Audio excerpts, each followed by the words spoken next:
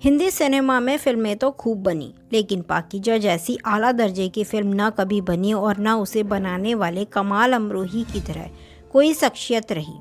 जिद, गुस्से, अहंकारी और परफेक्शन में माहिर कमाल अमरोही का नाम आज भी सुनहरे अक्षरों में हिंदी सिनेमा में दर्ज है। कमाल 45 सालों में महज 4 फिल्में ही बना सकी, लेकिन जो बनाई वो कभी कोई भूल नहीं पाया। उनकी परफेक्शन की भूख इस कदर थी कि सिर्फ पाकीज़ा बनाने में उन्होंने अपनी ज़िंदगी के 18 साल और अपना सब कुछ दांव पर लगा दिया। हीरोइन भी कई थी, लेकिन उन्होंने तलाक के बावजूद ज़िंदगी और मौत के बीच लड़ रही मीना कुमारी को ही फिल्म में हीरोइन लिया। ये उनकी जिद ही थी कि एक खत पर अस्पताल में भर्ती मीना कुमारी सेट पर आने के लिए राजी हो गई, जबकि उनकी बिगड़ी हालत का कारण कमाल अमरोही को ही समझा जाता था।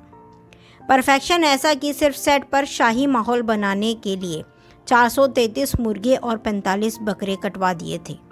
गुस्से के इतने तेज थे कि मीना कुमारी जैसी स्टार को भरी महफिल में बातें सुनाने से झिझकते नहीं थे। कभी पत्नी की जासूसी करवाई, कभी उस पर पाबंदियां लगवाई, तो कभी अपने असिस्टेंट से सरेआम उन्हें थप्पड़ लगवाया।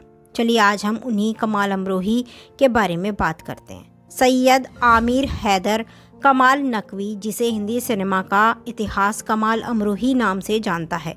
इनका जन्म 17 जनवरी 1918 को उत्तर प्रदेश के अमरोहा में हुआ था। ये अमरोहा से थे, तो इन्होंने अपना सरनेम पहले अमरोही किया और फिर अमरोही। ये उर्दू शायरों के ख़ानदान से ताल्लुक़ रखते थे।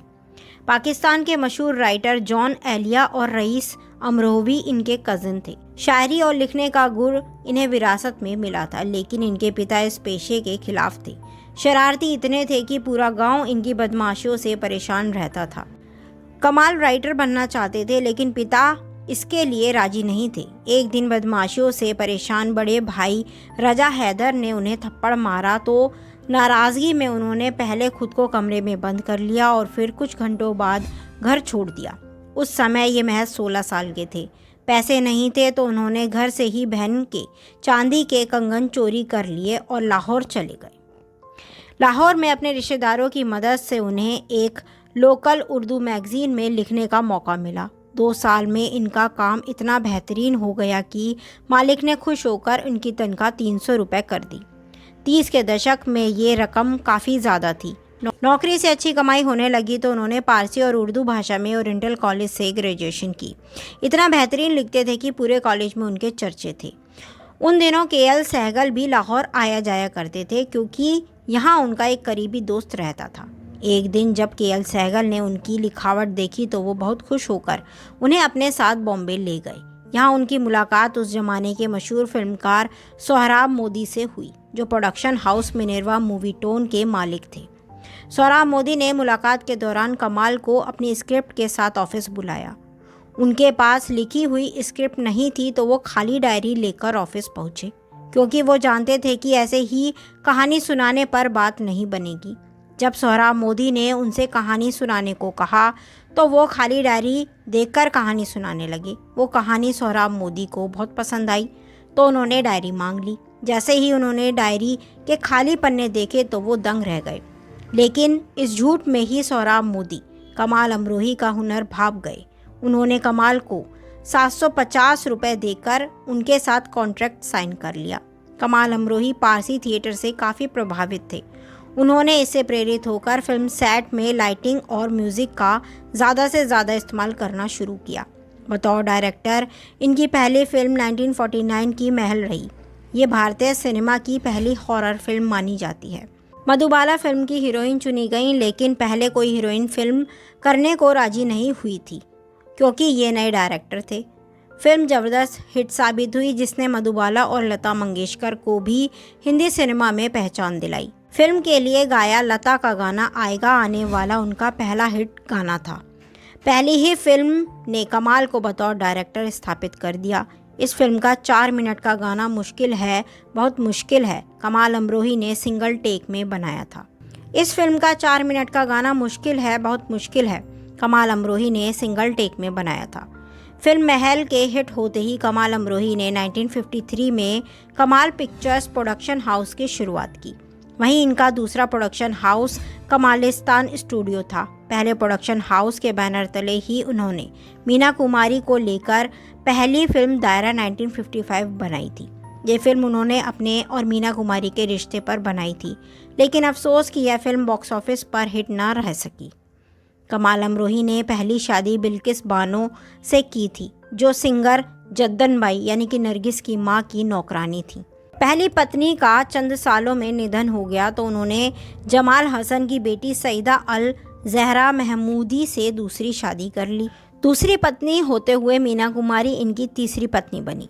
कमाल अमरोही की मीना कुमारी से पहली मुलाकात तब हुई थी जब वो महज 5 साल की थी और इन्हें चाइल्ड आर्टिस्ट की ज़रूरत थी। उस समय तो बात नहीं बनी, लेकिन फिर 14 साल बाद अशोक कुमार ने दोनों की मुलाकात करवाई। दोनों की उम्र में 19 सालों का फासला था और कमाल पहले ही 2 शादियां कर 3 बच्चों के पिता थे। मीना फिल्म अनारकली में काम कर रही थी, लेकिन एक रोड एक्सीडेंट के चलते उन्हें वो फिल्म छोड़नी पड़ी। जब वो अस्पताल में भर्ती थी तो कमाल ने उनका खूब ख्याल रखा। आए दिन वो अस्पताल फूल लेकर पहुंचते थे और घंटों बातें करते थे। जब मुलाकात नहीं होती तो ये उनके लिए खत भेज दिया करते थे। मीना के पिता काफ़ी सख्त थे, जो उन्हें अकेले बाहर जाने की इजाज़त नहीं देते थे। फिजियोथेरेपी के लिए भी इन्हें छोटी बहन मधु के साथ रोज़ 8 बजे क्लिनिक छोड़ते और 10 बजे लेने आते। मीना जानती थी कि उनके पिता इस शादी के लिए राजी नहीं होंगे। ऐसे में दोनों ने चोरी छिपे शादी करने का फैसला किया। 14 फरवरी 1952 वैलेंटाइंस डे पर मीना और बहन मधु को पिता क्लिनिक छोड़कर निकल गए। पिता के जाते ही कमाल ने दोनों को पिक किया और शादी कर ली।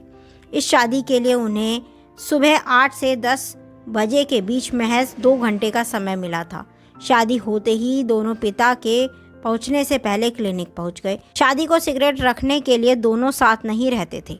एक दिन जब मीना के पिता को शादी का पता चला तो उन्होंने तलाक का दबाव बनाया, लेकिन दोनों नहीं माने। आखिरकार पिता ने मीना को घर से निकाल दिया। वो कमाल के पास रहने आ गई।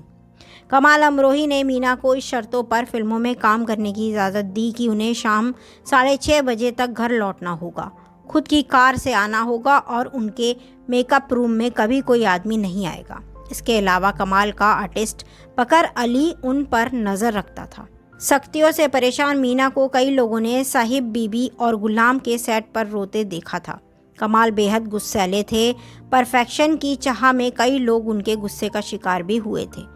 इन्होंने 1960 की फिल्म दिल अपना और प्रीत पराई प्रोड्यूस की थी। फिल्म के डायरेक्टर किशोर साहू ने अपनी ऑटोबायोग्राफी में इन्हें स्वार्थी और अभिमानी कहा। उन्होंने लिखा कि फिल्म की फाइनल एडिटिंग से नाखुश कमाल इसे बदलवाना चाहते थे, लेकिन दूसरे कलाकार इसके खिलाफ थे। जब लोगों ने उनकी बात नहीं मानी तो इन्होंने फिल्म की रिलीज़ रुकवा दी। जब मीना कुमारी और दूसरे कलाकारों ने जिद की तो कमाल ने प्रोड्यूसर से अपनी जगह अपने असिस्टेंट बकर अली का नाम लिखवा दिया। हालांकि सालों बाद फिल्म हिट होने पर इन्होंने दोबारा अपना नाम देना शुरू कर दिया। फिल्म दायरा के फ्लॉप होने पर कमाल अमरोही अपने करियर को लेकर परेशान थे। दूसरी तरफ उन्हें मीना के लिए एक बेहतरीन फिल्म बनानी थी। उन्होंने 1956 के मई-जुलाई में महाबलेश्वर जाकर फिल्म पाकीज़ा का स्क्रीन प्ले लिख डाला। फिल्म लिखते हुए ये हर डायलॉग मीना कुमारी को सुनाकर उनसे सुझाव लिया करते थे। एक कार्यक्रम के दौरान जब सोहराब मोदी ने मुंबई के गवर्नर से कमाल और मीना का परिचय करवाया तो उन्होंने खूब गुस्सा करा। दरअसल सोहराब ने कहा था ये मीना कुमारी हैं और ये उनके पति कमाल हैं। कमाल ने तुरंत टोका और कहा, जी नहीं, मैं कमाल अमरोही हूँ और ये मेरी पत्नी मीना। गुस्से में कमाल कार्यक्रम छोड़कर तुरंत निकल गए और मीना को सबके सामने शर्मिंदगी का सामना करना पड़ा। शादी के बाद कमाल अमरोही ही मीना की कमाई का हिसाब रखते थे। दोनों का पहला झगड़ा 2 रुपए के पीछे हुआ। जब मीना ने अपनी मालिश वाली औरत के 2 रुपए बढ़ाने को कहा तो कमाल ने यह कहकर इनकार कर दिया कि उन्हें मालिश की ज़रूरत नहीं है। दोनों का झगड़ा इतना बढ़ गया कि मालिश वाली को नौकरी से निकाल दिया गया। ये किस्सा अन्नू कपूर ने टीवी शो सुहाना सफ़र में सुनाया था। 1955 की फिल्म परिणीता के लिए मीना कुमारी को बेस्ट एक्ट्रेस का फिल्मफेयर अवार्ड मिला। मीना अवार्ड फंक्शन में कमाल के साथ बैठी थी। जब अवार्ड लेने वो स्टेज पर गईं तो पर्स कुर्सी पर ही छूट गया। घर आए तो मीना को पता चला कि पर्स वहीं छूट गया। कुछ समय बाद एक्ट्रेस निम्मी मीना का पर्स लौटाने आई। जब मीना ने कमाल से पूछा कि क्या आपको पर्स नहीं दिखा, जवाब मिला नहीं दिखा।